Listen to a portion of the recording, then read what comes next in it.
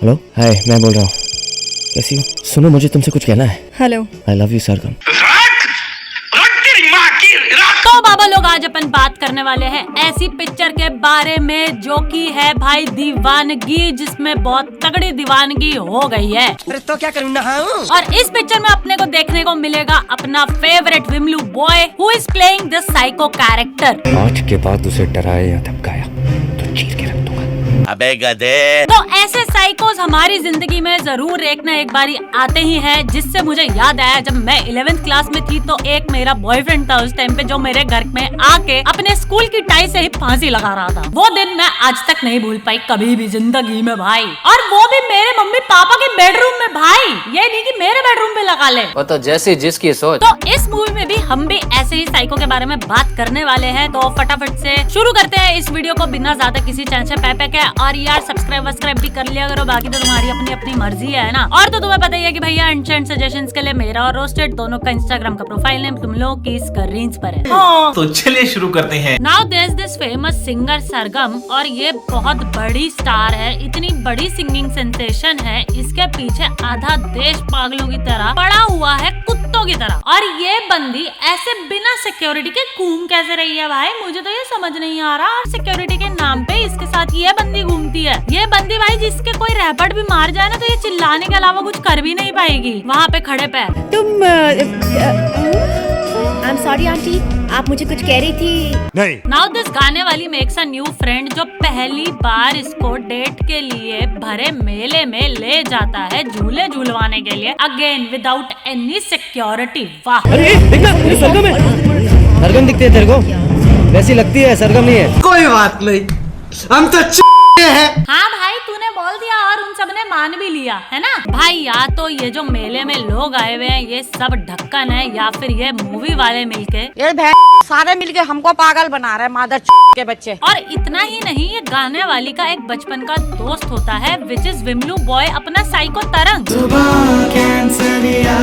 जिसको सरगम पसंद है, मतलब कुछ ज्यादा ही पसंद है। सरगम को मैं अपनी बीवी मानता हूँ, उसकी तरफ कोई नजर उठा के भी देखता है तो पागल हो जाता हूँ मैं।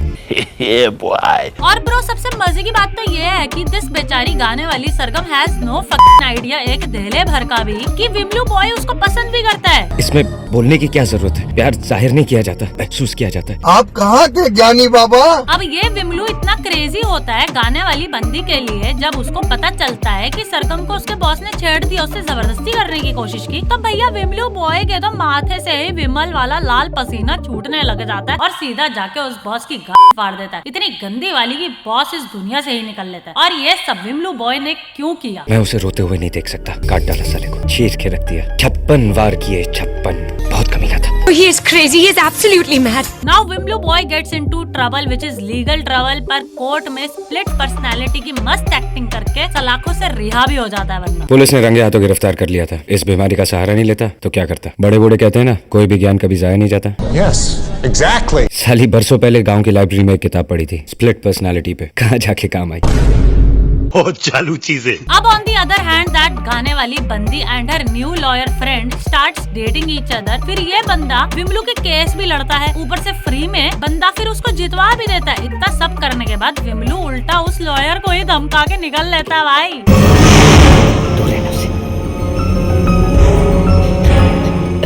अच्छा Rajbabu, I love. After getting out from that cab, his next target is this फर्जी security girl.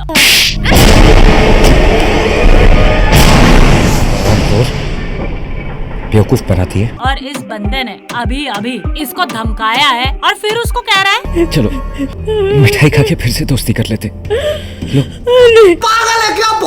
हाँ बस मारा ही तो है मैंने तुझे, 4-5 चांटे, 3-4 लात घूंसे, 2-3 मुक्के ही तो मारे हैं तुझे, बस और क्या यार। चलो मिठाई खा के वापस दोस्ती कर लेते हैं, मैं थोड़ा सा साइको ही तो हूँ, वरना दिल तो मेरा इतना बुरा है नहीं कोई, बस मुझे गुस्सा ज्यादा आ जाता है यार। तुमने मुझे खामखा गुस्सा दिला दिया। अब देखो पुलिस में कंप्लेन करके मुझे फिर से गुस्सा नहीं दिलाना। गुस्से में सामने वाले का खून ही तो निकाल देता हूँ, बस इससे ज्यादा थोड़ी कुछ करता हूँ। तुम तो ऐसे डर रहे हो जैसे मैंने तुम्हें जान से ही मार दिया हो। अरे असिस्टेंट जी चिल मारो यार, I am nice guy, psycho but cute.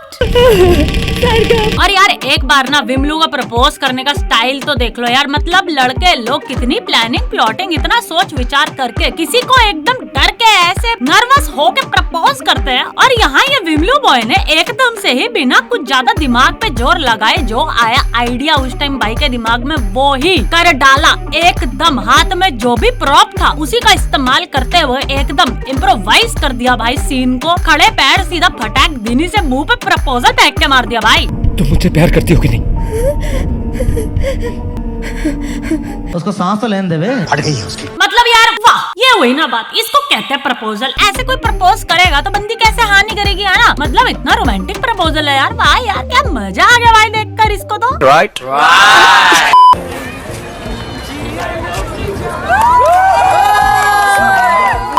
तुम मुझसे प्यार करती हो कि नहीं?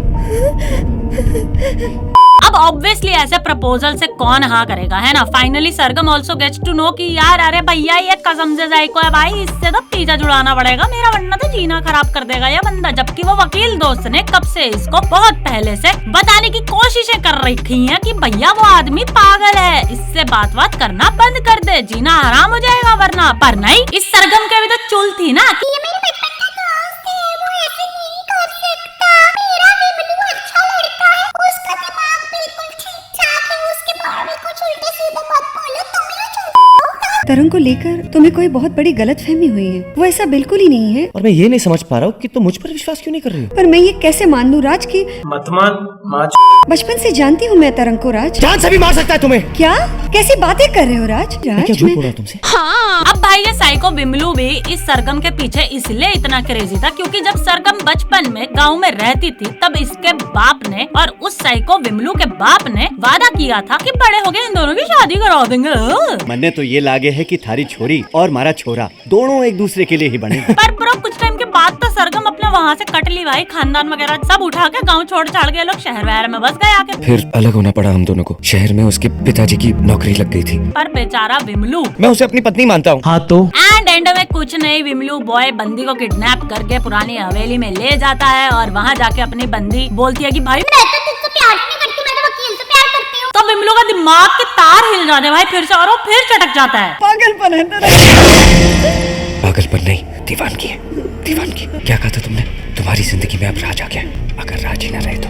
नहीं, ऐसा नहीं हो सकता। वहाँ पे विमलू ने फुल तैयारी कर रखी होती है कि एक बोर्ड शॉट फुल प्रिपेयर कर रखी होती है कि भाई सरगम को इसमें बिठा के इस देश से बाहर ले जाऊंगा। अरे उससे तो पूछ ले यार, उसको जाना तेरे साथ की नहीं, अपनी हवाबाजी में बिजी है भाई विमलू तो। चलो सरगम जल्दी चलो। क्या हम दोनों चैन से रह सके? मैं अपना सामान तो लेके आती हूँ अपना। यहाँ फिर कुछ नहीं, वहाँ वकील भी आ जाता है और दोनों में लड़ाई वड़ाई हो जाती है एज यूजुअल। क्लाइमेक्स जैसे होता है सब कुछ एकदम में एक साथ हो जाता है, सारी भड़के एक साथ, और लड़ते बढ़ते विमलू नदी में गिर जाता है। फिर अगले दिन पुलिस वगैरह किसी को भी इस विमलू बॉय की बॉडी ही नहीं मिलती, तो सबको लगता है कि चलो यार thank god Vimalu is dead, now let's go to bed and sleep. But wait bro,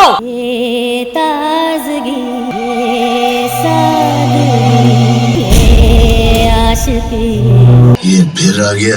अब देखो बाबा लोग, ये तो रहस्य ही रह जाता है इस पिक्चर में कि विमलू बॉय जिंदा है या नहीं। ये राज भी उसी के साथ चला गया। क्या पता किसी ऑल्टरनेट यूनिवर्स में विमलू बॉय अभी भी जिंदा है और सरगम के पीछे हाथ पैर धो के पड़ा हुआ है। बाकी तो ऊपर वाला ही जाने की क्या सीन चल रहा है और ये तीनों जाने, हमको क्या पता। हम तो बस बातें बना सकते हैं यहाँ पे बैठ के, और क्या कर सकते हैं ना। Oh yes yes yes yes yes, you are right. तो बाबा लोग ये थी पिक्चर दीवानगी। तो भैया तुम भी ध्यान रखो अपना, कहीं कोई विमलू तुम्हारे पीछे भी ना पड़ा हो हाथ पैर धो के, क्योंकि कुछ पता नहीं है भाई आजकल की दुनिया का। क्या पता तुम्हारे बाजू में खड़े होके गोलगप्पे खा रहा और तुम्हें कोई आइडिया ही ना हो। तो आगे पीछे देखते हुए चला करो और अपन फिर अगली बार मिलते हैं, और क्या। तब तक के लिए अपना ख्याल रखें, सुरक्षित रहें। बाय।